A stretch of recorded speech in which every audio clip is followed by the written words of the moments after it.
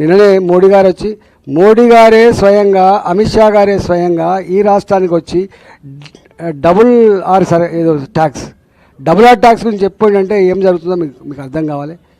ఎంత వాళ్ళు ఆరు అన్నట్టున్నది. ఇక దొరకదో ఎప్పటి వరకు ఉంటామో తెలియదు. అంతా చదువుకునే పెట్టిండ్రు. తప్పు కాదు ఇది.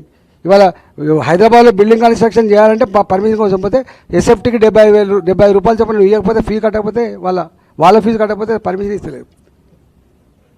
అతి తక్కువ కాలంలో అతి ఎక్కువ ఇల్లీగల్ డబ్బులు వసూలు చేసినటువంటి ప్రభుత్వంగా రేవంత్ రెడ్డి ప్రభుత్వం నిలిచింది. అతి తక్కువ కాలంలో ఇవాళ ప్రజల చీకొట్టించుకునేటువంటి ముఖ్యమంత్రి ఎవరంటే వాళ్ళు రేవంత్ రెడ్డిగా నిలిచిపోయింది. మళ్ళీ పంటలు ఎండిపోయినాయి, మళ్ళీ మూటలు కాలిపోయినాయి, మళ్ళీ ఇవాళ మామూలు వ్యవస్థలు వచ్చినాయి. కాబట్టి మనిషి స్వేచ్ఛ ఉండే స్కూల్ ఉండేది. ఏం చేస్తావా నువ్వు? నాకు అర్థం కాదు. మూసేస్తావా నువ్వు? ఉరిదిస్తావా నువ్వు మమ్మల్ని?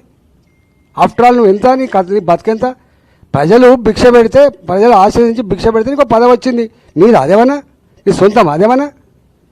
ప్రజల జాగీర్, ఇది ప్రజల హక్కు. ప్రజలు పెట్టే భిక్ష అనే విషయం మర్చిపోయిన పార్టీ, మర్చిపోయిన నాయకుడు కాలగర్భంలో కలిసిపోతాడు. దెబ్బ కొడితే లేవరు. మళ్ళా కేసీఆర్ లేతాడు. ఇప్పుడు మళ్ళా ఎంత పెద్ద ఈయన కొట్టుడు ఉంటా. ఇంక 20 ఏళ్ళ వరకు చంద్రబాబు నాయుడు గారు ఇప్పుడు మనది, కానీ ఆయన 2020 అని పెట్టిండు. ఎవ్వరు ఉండరు.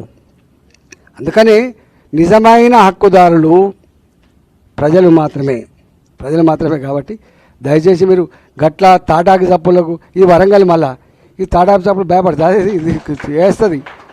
కాబట్టి ఇవాళ మోడీ గారు ఏం మాట్లాడతాడు? ఆయన ముఖ్యమంత్రి హోదాలో ఉండి ఒకనాడో పెద్దన్న అంటాడు.